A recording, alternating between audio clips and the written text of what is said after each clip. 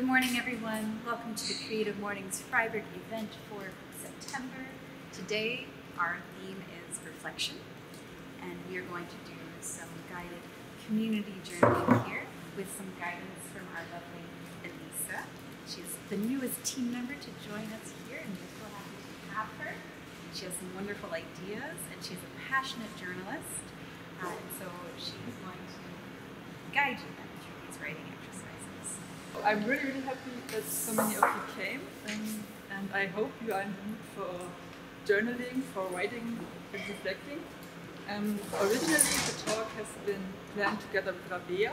She's also a team member in CreativeMornings Freiburg, but at 9 o'clock she has her oral exam for her master thesis, so we should cross fingers tonight. Yeah, we started to prepare the talk, and then in the end she was like, oh, I cannot join. So that's why I'm here standing alone with my journal. Yeah, and I don't want to talk too much about myself, but to give you some context why I'm such a journaling freak, maybe. I've been working as a freelance copywriter in online marketing for around 7 years, and I think some of you are self-employed or have been self-employed, and I think like being self-employed really it forces you to reflect on yourself.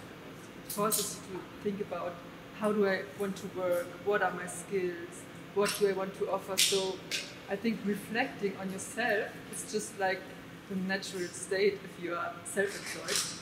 And that's why I also started journaling like around 5 years ago. I think it was after I heard a podcast with Ryder Carroll. It was an interview with Laura Seiler, I don't know if you know her. And she interviewed Ryder Carroll about the bullet journaling method. And after that, I don't know why, but I caught fire somehow. And I went to the library and just got the book about the method and read it and bought it, my first journal. And yeah, you see, we are inseparable. And since then, I've been journaling regularly, like almost every day. And yeah, I haven't stopped. And today I want to share my experiences with you, why I'm so excited about journaling, and I hope I can maybe give you some of that journaling fever. And I also want you to have some time for a small journaling practice, but before, I'd just like to share what journaling means for me. And first of all, I think journaling is a great safe space, because sometimes you have thoughts and you just want to get it off your chest. And in your journal, you can just write down, I write down very ordinary stuff, like what did I eat for breakfast, or I had a nice morning walk, I really enjoyed that. And there's no one to judge when you write down your stuff. There's no one, you don't need to feel ashamed, because you can just write down anything you want. And I'm sure there are things you don't want to talk about and you just need to get it off your chest. And so that's what I really love about journaling, that no one will hopefully ever read it. And it's just a great place. And when I prepared this talk, I was thinking about what did I really gain from journaling. And I think a big part where journaling helped me to develop is in my relationships. Because it's not just like I talk about myself all the time in the journal, it's not just about self-reflection, it's also about reflecting about relationships. Like, how did I act in a situation, how did I act in a conflict, and where's my part in it, what can I change to better the situation. And I think that's one of the biggest benefits I see in that you really can change something when you start with yourself, and not by blaming people in your life. And I really like that. I think it also helps you to reflect on which friendships are really valuable to me, which persons maybe you don't have the same values, or maybe it's not as I imagined, because sometimes you are like, you see the relationship may be different than it is. And what I found that, especially after like when rereading my reflection on relationships, it revealed sometimes that, oh, yeah, I couldn't see it then, but I see it now, that maybe the person wasn't good for me or wasn't as lovely as I had it in my mind. And that was really interesting. I think, yeah, that's one of the most important benefits for me. And what I also love to do is when I have lots of thoughts in my mind, which happens a lot, that I just do a technique that is called brain dump. So it's basically you just grab a pen and paper and you just write down anything, like groceries, your ideas, anything that's going through your mind. And I'd say I really sleep better when I do that because I don't need to overthink anymore. I can just, I can give my brain a rest. So the journal, I think it's like a second brain somehow. I really like that. And and all that, I think there are so many benefits about writing. It's so good for your mental health, but I don't want to talk too much now because I want to have some time for our journaling. But I think the most important thing is that it really boosts your self-development because you start to think about yourself, you think about what are my skills, what do I need, where do I have fun in my life, and how can I get more of it. And I think it's like a process. It's not like there's a huge shift. It's more like word for word, day by day, you somehow have some development, and it's even hard to say how it happens, but it happens. It's hard to explain because I was looking for some big event so I can tell you, yeah, journaling turned my life upside down. I think it did, but in small steps. And another thing that is really, really important when we talk about self-development, I don't know if some of you already have contact with self-development coaching, mindset work, but sometimes I have the feeling it's all about yourself. You are like self-centered and you are just like thinking about your needs and everyone else is like out of it. But I think actually that if you want to see change in the world, you need to start with yourself. And if people journal more, I think the world would be a better place because, yeah, it starts with you.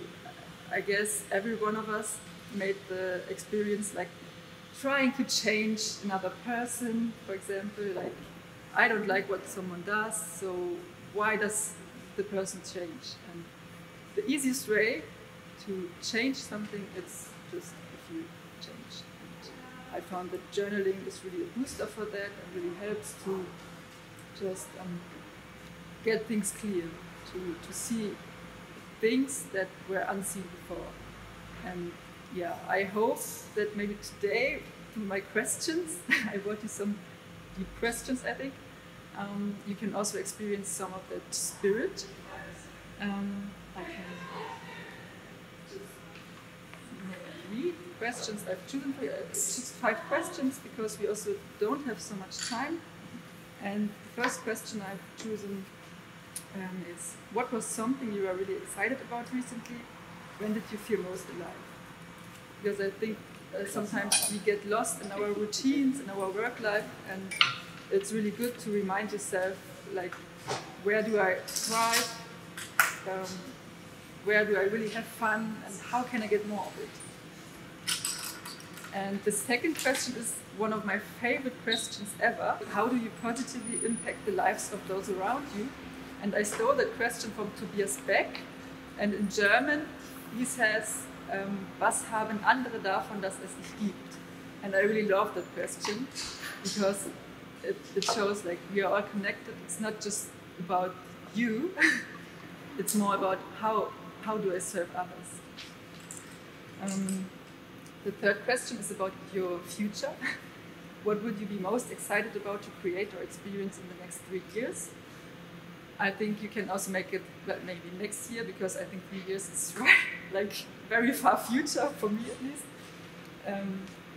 And that's also like a question where you can just dream and envision something, and that's also a big part of journaling, that you can just write down things that haven't happened yet, but probably will happen because you manifest it on paper.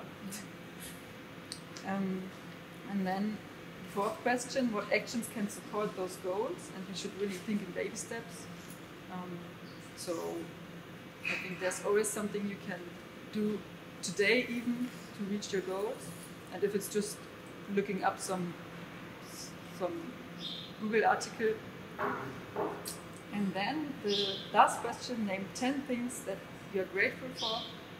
And I think that should be really mood boosting if you think about, wow, what do I have in my life, and not what do I want, more what's already there, what I'm enjoying. And usually when you start to be grateful, I think there are also studies about you feel more satisfied, more happy, because we should all more think about what good things we have and not complain the German way. Yeah, and I'd say now I think we have around 10 minutes just to journal in silence, or I put on some music, and you can grab some coffee and just sit down wherever you want. Yeah, and after that we will hopefully share some experiences, and I'd like to know about your experience journaling. Yeah.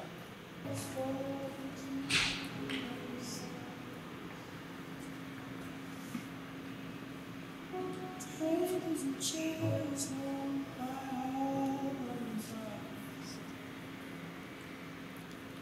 this is a place where I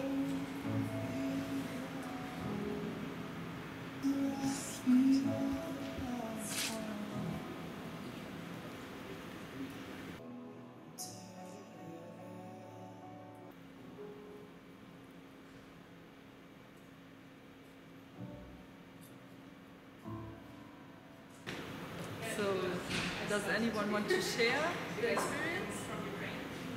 How did you like the journaling practice?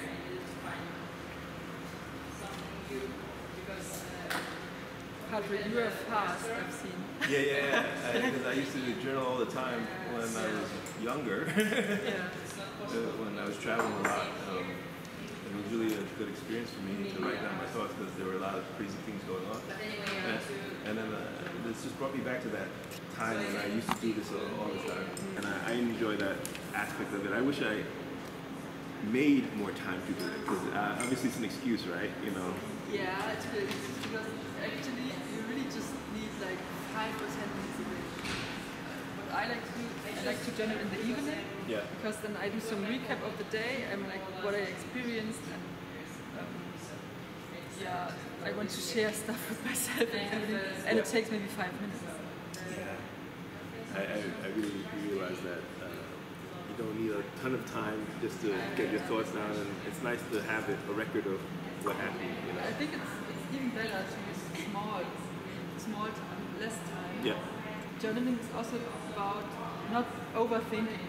You should just like write down like a stream of consciousness. The more relaxed you are when you write, especially in the morning after waking up, for example, or before sleeping, you are more like you are closer to the subconscious. Mm-hmm. And you should not like use your brain. It sounds strange, but you should not even use your brain too much. You should just like follow the flow.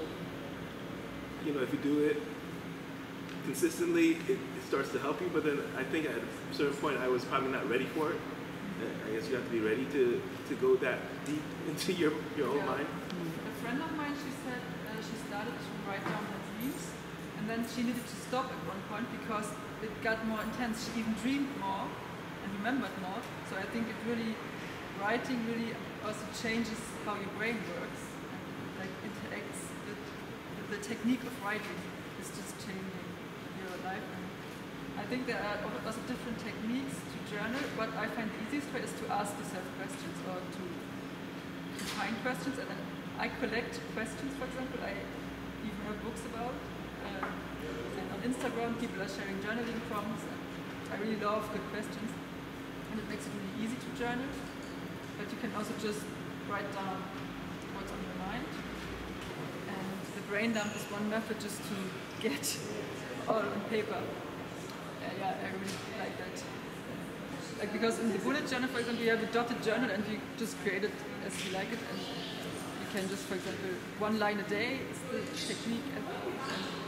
And it's really interesting if you need to put your whole day in 1 sentence, or like maybe not the whole day, but something that moved you. Yeah, it's a really creative way of journaling, I think. Yeah, it was a really good thing. You inspired me now to Yeah, that's a good thing.